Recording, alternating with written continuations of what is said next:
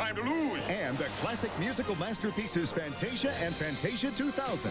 Because on January 31st, these hits are going back into the Disney Vault. Get them before they're gone. Lost media. What is it? The term has mostly been used on the internet as an umbrella term used to describe pieces of media that have been lost to the general public. This applies to TV shows, movies, commercials, video games. Basically any form of entertainment that you would have an interest in, there's probably going to be lost media with it. Sometimes it's a canceled project or a show or a movie's master film that has been lost in the archives.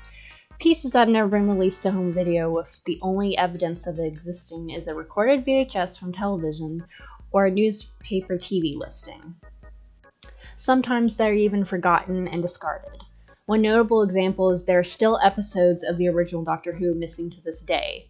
The BBC did not preserve the master film properly. They went missing. That is, until they were found in a basement church of all places. Now, there is a lot of lost film. The black and white movies of the 20s and 30s, most of them are gone or they're still lost. But I don't want to talk about those. I want to talk about the animated films and movies that have been lost. There was an attempt by a studio in Soviet Russia to make an animated Hobbit movie named Hobbit: The Treasures Under the Mountain. In 1991, the studio Argus Film began working on it. Unfortunately, there are only 6 minutes of the film that have survived. And if you know history, then this is when the dissolve of the Soviet Union caused the film project to be ceased. If there is more footage of the film, it's nowhere to be seen. It's lost.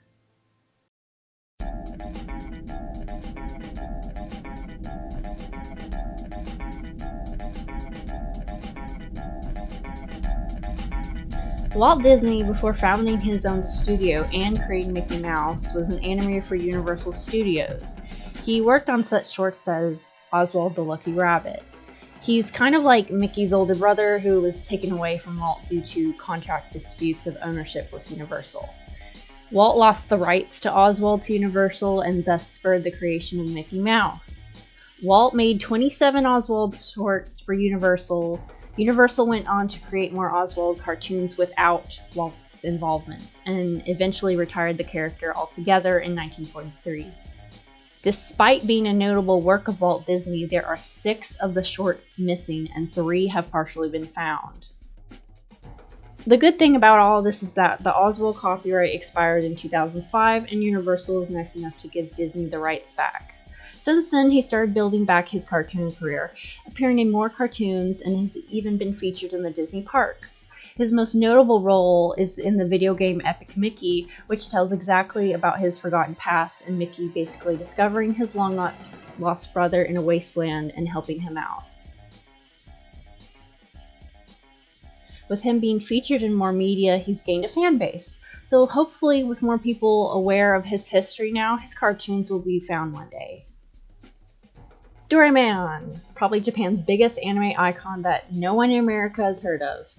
Based off the manga, it had an anime in 1979 and a reboot that began in 2005 and is still airing to this day. However, there was an earlier Doraemon anime from 1973 that has been lost, this mostly due to the studio going bankrupt and other things. Rumor has it that the studio's company president one day disappeared as the show was in production of more episodes being made. With no president, the company had no one to run it, then the company just dissolved. The only proof we have of the show that ever aired is newspaper clippings and small surviving animation cells and episode scripts. Now, what about the lost media that has been found or partially found? Before the mega hit that was Shrek, the production of the movie had it so that Chris Farley would play the character. In 1997, he had finished recording nearly all his lines for the movie, so all that there was to be done was the animation and editing and a few more lines for him to record. Unfortunately, he died in December 1997 of a drug overdose. The studio thought it would be best to recast the role. Because of this, the film had to be entirely rewritten, as this Shrek character was based on Farley's performance. So far, there has only been one clip with an animatic with Chris Farley's audio that has been released to the public. The rest of the audio exists somewhere. So there's a different version of Shrek I think a lot of fans and Chris Farley fans would want to see, but so far there has been no attempt by DreamWorks to release the full Chris Farley performance as Shrek. People see me and they go, "Ah! Help! A big, stupid, stinky, smelly, ugly ogre!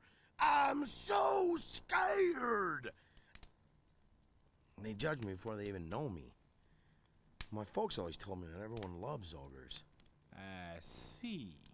So, I guess they were a little overprotective. A little? That's why I gotta do this. I want them to know I can take care of myself. Now, you want to make them proud. Yeah. You know what?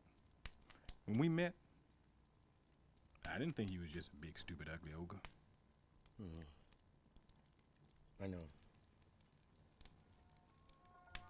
Night, Shrek. Night, Donkey.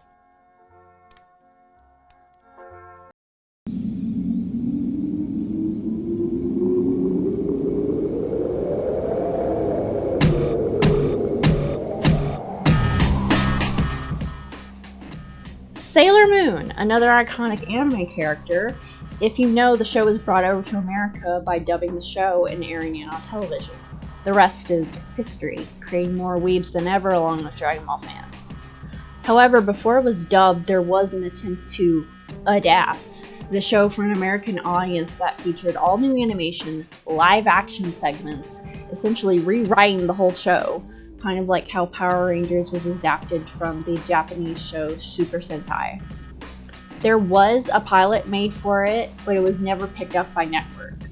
The only evidence we had was that it was shown once at an anime convention panel in 1995. What became of that tape or who the company that was behind it was a mystery for years.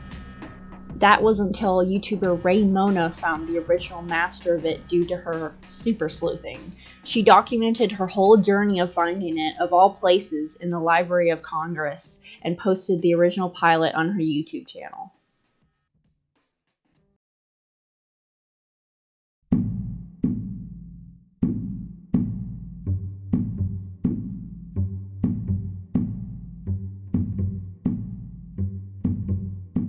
Now, the good thing is that there are companies and foundations that are working to save film and restore it to what it originally looked like. Color correcting, scratch fixing, mold removal, these are what has to be done to older film. But what if the companies aren't going to preserve their own media? Who's going to do that? The internet. That's who. There are a lot of movements online like the Lost Media Wiki, Kaneko Video, the Lost Media Reddit, and plenty of others all online collaborating trying to find or lost media or preserve it. Sometimes it's just a matter of getting the word out that the piece of media is considered lost. An example is the short-lived show JBVO, a series of shorts on Cartoon Network starring Johnny Bravo that was thought mostly lost. Until YouTuber L Supersonic Q was reached out by a user named Sanders on Discord who had all the episodes of the series his mother had worked on Cartoon Network in the early 2000s. If it isn't for these people, much of these pieces of media would be lost forever. Some may think preserving some of these shows or pieces of commercials are not worth it, but I disagree. Animation is an art form. It's a medium. And no matter how silly it is, it's worth saving. It's a good look into our culture. I hope that years from now I can show my grandkids my favorite cartoon or dumb commercial that I saw growing up. I don't care how dumb a cartoon may be, there's someone out there who enjoys it and remembered it, and it should be saved for future viewing. It's thanks to archivists online that my father was able to find a rather obscure cartoon from the 60s he grew up watching, called Deputy Dog, on YouTube. Someone had recorded airings on television, and because there had been no official home video release, they posted the whole show on YouTube. If no one had recorded this cartoon, me and my dad probably would have never been able to watch it together. Saving animation is important to film preservation in general. The older a film gets, the more it fades. If a film is not stored correctly, it will no longer be viewable. Mold can get into the film, scratches can damage it. Something called vinegar syndrome can happen with older film. It is when the film material will react to the air and act like rust to metal. Once it's reached a certain point, the film will start to deteriorate and crumble into dust in your hands. The film will literally disappear.